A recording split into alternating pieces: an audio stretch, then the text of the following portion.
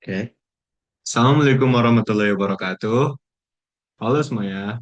Pada video ini, saya akan menjelaskan tentang hasil tugas mandiri 13 yang untuk menganalisis fenomena getaran transien pada kendaraan ketika melewati polisi tidur.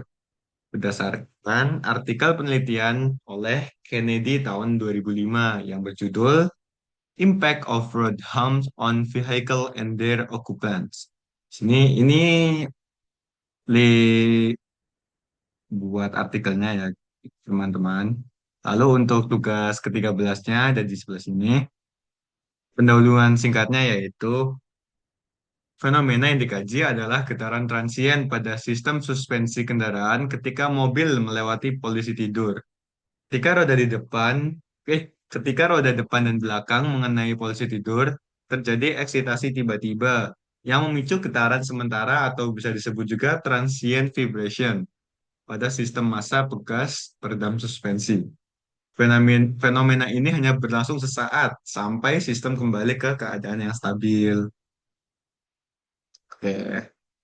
Tujuan tugasnya adalah mengaitkan fenomena benturan polisi tidur dengan satu artikel yang mengkaji respons dinamis kendaraan terhadap polisi tidur. Kemudian menganalisis respon waktu dan membandingkannya dengan model sederhana pada tugas 12. Ringkasan artikel penelitiannya di sini yaitu identitas artikel penelitian dibuat oleh Kennedy tahun 2005 dengan judul The Impact of Road Humps on Vehicle and Their Occupants.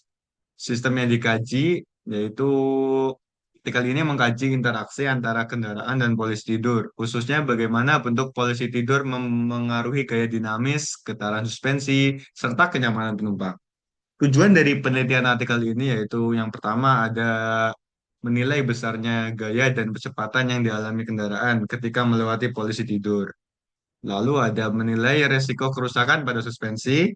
Ketiga, menilai kenyamanan dan keselamatan penumpang saat kendaraan melewati polisi tidur pada berbagai kecepatan. Lalu ada tipe modelnya yaitu panel dinamika kendaraan quarter car dan half car model secara sistematis. Sistem bersifat translasi vertikal, getaran naik turun. Struktur model berupa sistem massa pegas dan peredam. Lalu ada jenis eksitasinya. Eksitasi berupa polisi tidur dengan berbagai profil bentuk, terutama circular hump. Eksitasi bersifat transien karena hanya berlangsung sesaat ketika roda menanjak turun di hump. Lalu ada metode analisisnya yaitu menggunakan simulasi numerik untuk menghitung percepatan gaya suspensi dan defleksi roda. Pengukuran lapangan terhadap kendaraan nyata yang melewati polisi tidur pada kecepatan tertentu. Lalu ada analisis grafik respon transiennya yang bisa kita lihat di sini. Grafik menunjukkan suspensi mobil setelah terkena benturan dari polisi tidur. Pada waktu awal, T sama dengan 0 sampai 0,1 second, terjadi puncak perpindahan karena suspensi menerima gayanya tiba-tiba. Setelah itu pada T 0,1 second sampai 0,75 second, sistem berosilasi dengan amplitudo yang makin mengecil akibat redaman. Lalu pada T lebih dari 0,75 second, getaran hampir hilang dan sistem kendali stabil, menunjukkan bahwa respon transien sudah mereda. Lalu ada perbandingan dengan model sederhana yang ada pada tugas 12 kemarin. Untuk tipe modelnya pada model tugas 12 itu kita menggunakan model SDOV, massa bekas peredam. Sedangkan di model artikel ada quarter car dan half car. Dan di aspek komponen tugas 12 yaitu M, KC, dan model car.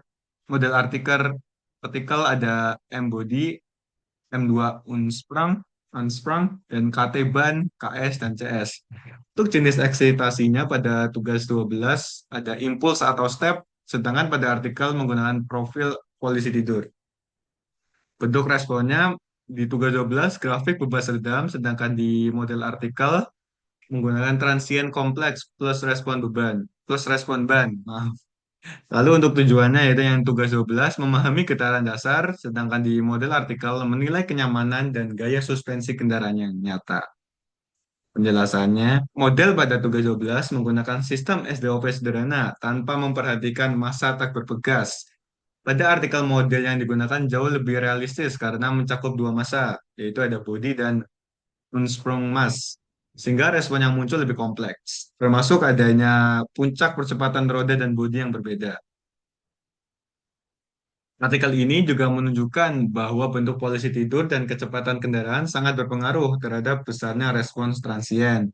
Hal ini menambah pemahaman bahwa getaran suspensi bukan hanya sifat sistem, tetapi juga sangat dipengaruhi oleh kontur jalan. Terakhir ada refleksi singkat. Parameter yang paling efektif adalah peningkatan redaman suspensi atau damping koefisien. Dengan meningkatkan redaman, overshoot dapat dikurangi. Percepatan vertikal berkurang sehingga kenyamanan penumpang lebih baik. Yang terakhir, gaya maksimum pada suspensi ketika mau melewati posisi tidur menjadi lebih kecil. Artikel ini menunjukkan bahwa sebagian besar lonjakan terjadi akibat respons underdamped. Dengan menaikkan redaman sedikit, tidak sampai underdamped, respon transient dapat menjadi jauh lebih baik. Sekian dari saya. Wassalamualaikum warahmatullahi wabarakatuh.